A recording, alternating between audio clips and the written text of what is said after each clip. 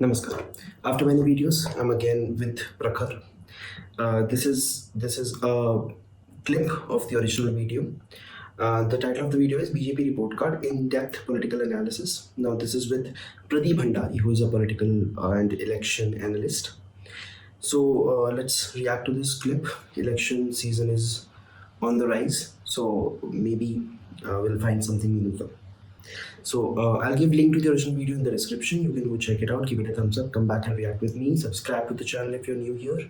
Let's jump in. So Abhi, we are in a wave on this channel from the podcast. I know you're going to enjoy this quite a lot. So Abhi, we are in a wave election 2024 and you were saying मैं 400 guarantee नहीं कर सकता because अभी तक alliances पूरे form नहीं हुए हैं, तो हम क्लैरिटी से नहीं बोल सकते. मैं ये आपको गारंटी से कह सकता हूँ कि मोदी जी 2019 से ज्यादा मजबूती से 24 में आएंगे. सीट वाइज या वोट वाइज? वोट वाइज 100% और सीट वाइज भी मोर देन 80% प्रोबेबिलिटी है. मैं अभी क्योंकि in the polling is going on, so in the next 10 to 15 days 400 पार तो कह रहा हूँ, थोड़ा एक्सैजरेशन हो गया. But yes, it is possible that they might come with more votes, more seats than 20. I will have data from each state, but I can tell you from I have been now seeing data and traveling. There is not a single state जहाँ BJP 2019 में मजबूत थी और अब week है. Not a single state. But have they gone down in certain states? If not terribly down, थोड़ा down? अगर थोड़ा डाउन किसी में है तो कुछ बहुत अब दूसरे में है. सो देयर आर 10 स्टेट्स जहाँ बीजेपी की प्रोबेबिलिटी अपनी सीट्स बढ़ाने की है. देयर आर 18 स्टेट्स जहाँ थोड़ा डाउन या मेंटेन कर सकते हैं. तो 10 स्टेट्स में कितना बढ़ाएंगे, that will increase that trajectory. Simple example, UP में they were 64 last time, but vote share increase to 49.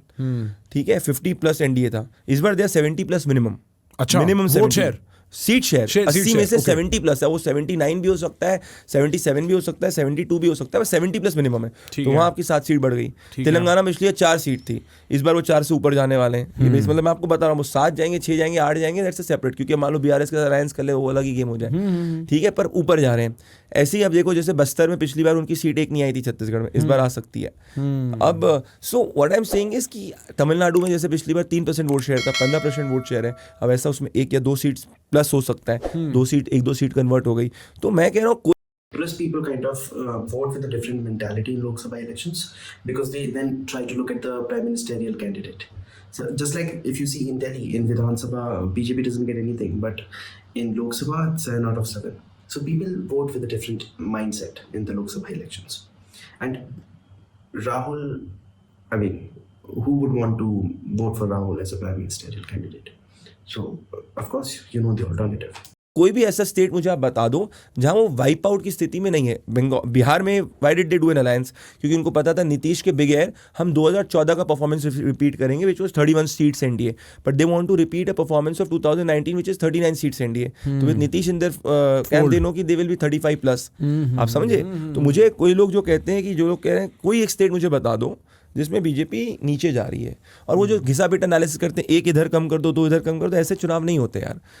मतलब ये जो आप जो अभी देखोगे कि यार एक सीट मान लो जो आपके एंटी वो कहें कांग्रेस जीत रही, वो बोलेगी यार एक सीट मध्य प्रदेश में बीजेपी कम हो जाएगी, एक सीट कांग्रेस इसमें कम हो जाएगी. ऐसा नहीं है. वेव इलेक्शंस में एक तरफा होता है. मोदी या कोई भी strong leader is not a leader जो आधा जीते आधा हारे. वो एक तरफा जीतते हैं, एक तरफा हारते हैं. ये ट्रू है. एंड मोदी के साथ में अभी स्थिति एक तरफा की है. तो अभी आप स्टेट में चले जाओगे, मेरे साथ स्टेट में जाओगे, मैं आपको कोई भी एक स्टेट अगर मैं आपको लूंगा, अगर आप चाहते हो स्टेट वाइज जाना. बिल्कुल, मैं जोन वाइज जाना चाहता हूँ बिकॉज मैं भी रिसेंटली तहसीन से बात कर रहा था एंड उनकी बात से वो तो किसी और मुद्दे के बारे में I have reacted to Tehseen's clip as well. You can check. में बात कर रहे थे और फिर उन्होंने ये बात बोली, बट सुनने में भी आता है, ठीक है, कि हिंदी हार्टलैंड आपका नॉर्थ और वेस्ट इंडिया है, वहाँ तो देखो बीजेपी का भैया चलना ही है. साउथ और ईस्ट इंडिया में बीजेपी की थोड़ी मारामारी है यार. ये मीडिया में आता है, इसलिए मीडिया में नहीं आता, मतलब मैं आपको बोलूं, जैसे ये नैरेटिव की बात करो साउथ वर्सेस नॉर्थ. अब अगर मुझे अलाउ करो तो 1 मिनट में आपके व्यूअर्स को साउथ की बात करना चाहता हूँ, क्योंकि मैं आ रहा हूँ दबा के. 5 आते हैं स्टेट्स. आप आ रहे हो वहां से, अब तमिलनाडु में था. उसके पहले मैं कर्नाटका में था. 5 स्टेट्स आते हैं: आंध्रा, केरला, तमिलनाडु, कर्नाटका और तेलंगाना. अब आप लेट्स टेक कौन सा पहला स्टेट लूं मैं, आप बताओ. आप टॉप से आंध्रा से शुरू करते हैं. तेलंगाना से. आंध्रा में नाइदर बीजेपी नॉर कांग्रेस है, करेक्ट. पर दोनों पार्टीज जो है किससे मिलने जा रही हैं?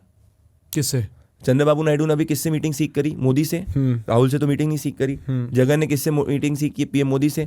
तो एक न्यूट्रल स्टेट में जहाँ ना बीजेपी ना कांग्रेस है, दोनों रीजनल पार्टीज अगर जा रही है बीजेपी मोदी जी के पास, तो ये तो समझ में किसी भी अक्ल व्यक्ति को आएगा कि यार सरकार तो इनकी बन रही है। तो यहाँ पे तो ना बीजेपी ना कांग्रेस और दोनों एनडीए में आना चाहते हैं, तो यहाँ एक फ्रेंडली एनडीए जीतेगा, भले वो टीडीपी जीते या जगन जीते। दोनों ने कंटेंशियस बिल्स के ऊपर सपोर्ट बीजेपी को ही किया है। टीडीपी जो पिछली बार राहुल के साथ में खड़े थे, इस बार जाके राहुल साहब हैं। तो लोग यहाँ पे एक स्टेट हो गया friendly NDA state, correct. UP state नहीं है, solid. Now let us go to Telangana. पिछली बार बीजेपी की 4 सीट्स थी, इस बार 4 से ज्यादा सीट्स आने की स्थिति है। कितने सीट्स हैं यहाँ पे लोकसभा? तेरा आई थिंक 17 ऑड सीट्स हैं, चल कर लेना आप एक बार, 17-19 में से कोई सीट्स हैं। तो पिछली बार 4 सीट्स थी बीजेपी की, इस बार 4 से ज्यादा बढ़ने वाली हैं। तो बीजेपी और कांग्रेस के बीच में सीट्स बटेगी, और बीआरएस के साथ अलायंस कर लिया तो 10+ भी पहुंच जाएंगे, नहीं किया तब भी 4 से ऊपर है। सो ये सेकंड स्टेट हो गया जहाँ बीजेपी 2019 से ज्यादा बेटर हो रहा है। ठीक है, करेक्ट। तो 2 out of 5 में आइदर फ्रेंडली और बीजेपी गेटिंग बेटर। ठीक है। कर्नाटका में दे हैव डन जेडीएस के साथ में alliance, so either they are at the level of 2014 और 2019। 28 सीट्स हैं, they are 20+ in any minimum scenario. Again a state where majority vote is going to BJP. So 3 south Indian states की मैंने बात कर ली है जहाँ पे बीजेपी 2019 से ज्यादा स्ट्रांग है या एक फ्रेंडली एनडीए आ रहा है। चौथे लोग नॉर्थ वर्सेस साउथ के बारे में बात करते हैं, and we are talking about only south. South Indian state पे आ जाता हूँ मैं, विच इज तमिलनाडु। तमिलनाडु के अंदर बीजेपी का 3% वोट शेयर था, आज की स्थिति में 15% से ऊपर वोट शेयर है मिनिमम। तो मतलब ज्यादा लोग बीजेपी को वोट कर रहे हैं 2019 से। यहाँ पे सीट्स 0 आए, सिंगल डिजिट आए, वो आगे की कॉन्वर्जेशन है, उस बहुत फैक्टर्स पे करेगी, पर मैं कह रहा हूँ ज्यादा लोग कर रहे हैं। पहले एंटी मोदीज्म था, अब वहाँ पे एंटी मोदीज्म नहीं है। 4th स्टेट जहाँ पे बीजेपी स्ट्रांग हुई है विज़ावी 2019, और इस बार कांग्रेस को उतनी सीट्स डीएमके नहीं देगी जितनी पिछली बार दी थी, करेक्ट। सो 4th स्टेट जहाँ पे NDA has become stronger than what 2019 is. Let's take the 5th state Kerala. वहाँ देवर नथिंग देयर, अभी भी nothing is there. But catch यहाँ है कि पिछली बार लोगों को पता था राहुल पीएम बन रहे हैं, इस बार कम्युनिस्टों को भी पता है राहुल पीएम नहीं बन रहे, which means that 15 seats Congress got. लोगों को क्यों पता था कि पिछली बार राहुल पीएम बन रहे हैं? Because in 2014 they thought it is an aberration. ऐसा कैसे हो सकता है? Like how can Congress just lose, right? So they were sitting with that entitlement कि ठीक है, इस बार लोगों ने गलती कर दी, अगले इलेक्शन में they will come to their right mind and they will vote for Congress और राहुल बाबू को जिता देंगे। But it did not happen again. So now it is established that 2014 was not an aberration. 2019 kind of enforced that will, and now everyone knows what's going to happen in 24. So this will change the sentiment across the board. So this election will be like अब की बार 40 बार for Congress. From Kerala, is it last time? This time there is a possibility that communists can do better. So who's the loser here? If 15 is not the BJP, Congress. So if out of 5 states, 3 states the BJP is doing well, 1 state which is a bastion of the Congress where it is losing, so where is the South versus North narrative? No, well, I mean, effectively what you are saying is that the BJP is doing better, but the divide still exists, na? Kyunki North mein to sweeping, they're winning. South mein they're still kind of losing, struggling, but they're doing better than ever. Better than last time, no? So I am saying that in a traditional weaker trajectory, they are improving, and their stronger trajectory, they are strong. So if you are getting stronger in your weak areas and continuing to be relatively strong in your strong areas, right, then you are only increasing, right? Fair. Now Congress got out of 52 seats, 15 seats from Kerala, 8 seats from Punjab. In दोनों में BJP is not their rival. Who's their rival? India Alliance member is their rival. So this time Punjab में AAP will eat into Congress seats. So imagine if Congress from 8 falls to 3, who gains? AAP gains. BJP does not loses. So which means Congress की seat count को नीचे कौन लेके जा रहा है? India alliance का मेंबर लेके जा रहा है। केरला में मान लो 2 सीट भी कम हो गई, तो अगेन कम कौन कर रहा है? कम्युनिस्ट कर रहे हैं। हाँ। ऐसे तो फिर कांग्रेस तो अपनी ट्रेडिशनल स्ट्रॉन्ग ट्रैजेक्टरीज को ही नहीं मेंटेन कर पा रही है। और जब वो हेड टू हेड बीजेपी के साथ गई है, 90% seats it loses. BJP versus Congress direct contest में 90% सीट्स के ऊपर बीजेपी जीतती है। इस बार भी वो स्थिति होने वाली है। What about east? Give me a breakdown of the east. Let's go to Bengal. ठीक है। बंगाल में बंगाल में Congress is nowhere there except 2 seats of Baharampur, और एक और सीट आती है विच वाज मालदा नॉर्थ की तरफ में, जहाँ पे minority Muslim population is solid, वहाँ पे अधीर रंजन चौधरी का है। तो 2 सीट्स को अगर मैं हटा दूँ, उसके सब कॉन्टेस्ट में सब BJP versus TMC fight direct. So BJP got 18 seats last time. If they distribute candidates well, it can be around that or cross that. If they do not distribute candidate well, then they can go less. But they are, again, if they give good candidates ticket, then they are still there. So in Bengal, there is no Congress. It's a BJP versus TMC direct fight in all seats except 2. Assam, they are as strong as ever. Manipur, there are 2 seats. They are strong in one. Another one is a fight. Last time also that was the scenario. Mizoram, this time BJP got more seats in the assembly elections than the Congress. So if you look, Tripura, they are as strong as ever. Nagaland, they are as strong as ever. So if you look at the 26 odd seats in Northeast, they are relatively under 20s on all things. Again, UP is not gaining maximum there. Odisha, last time they were at 7-8 and BJD was at 12. This time they will do better. How does he remember all of this? So again, Odisha is a BJD versus BJP fight. No Congress there.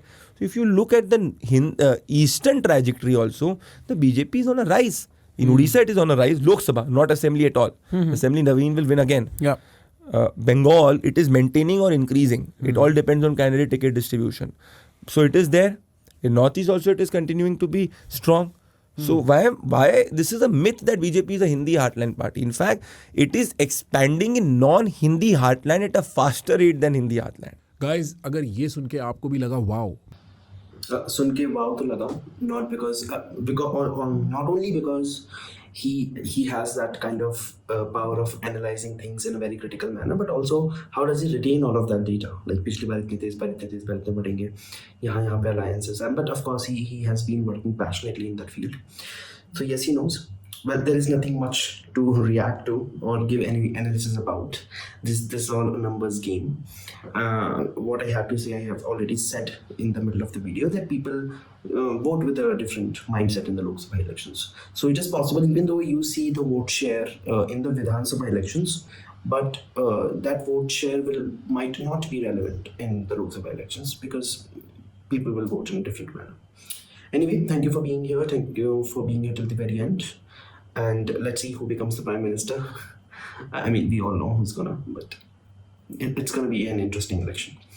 And I'll see you guys in the next one.